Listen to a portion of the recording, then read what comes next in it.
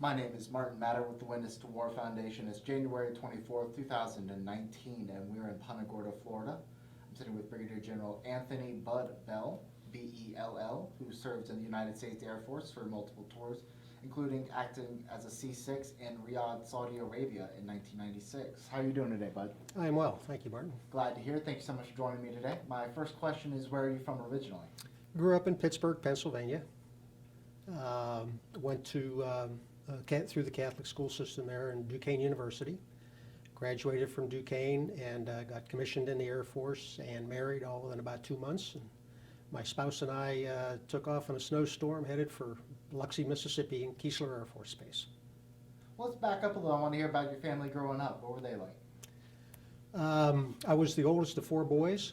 Dad was a salesman, Mom was a stay-at-home mom, volunteered at the school for school lunches and that kind of stuff. Got an excellent education. Went to a Catholic grade school, an all-boys Catholic high school, and Catholic university, and I kid people by telling them I lacked only 2 semester hours of being assured a place in heaven. Now, was there any military history in your family at all? Fathers, uncles? Had an uncle that was served in Korea, retired from the Army as a command sergeant major. My father served in the Navy during the Second World War. He was a sole surviving son, and so he was stationed at the hospital in Philadelphia. Other than that, my brother Denny. Denny joined the Army and served in Vietnam. And what years was he there? It was in the early 70s.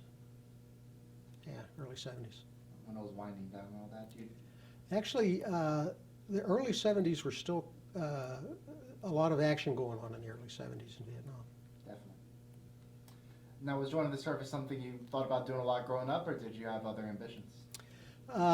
Other ambitions, but I got involved with the ROTC program at Duquesne University, and just felt right.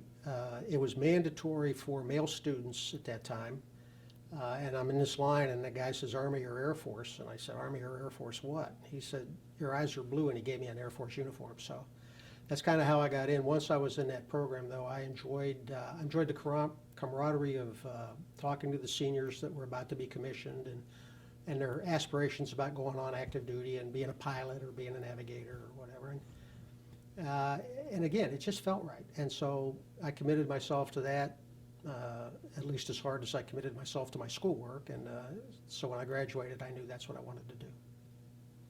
And what year was it you got commissioned? Got commissioned in 1971.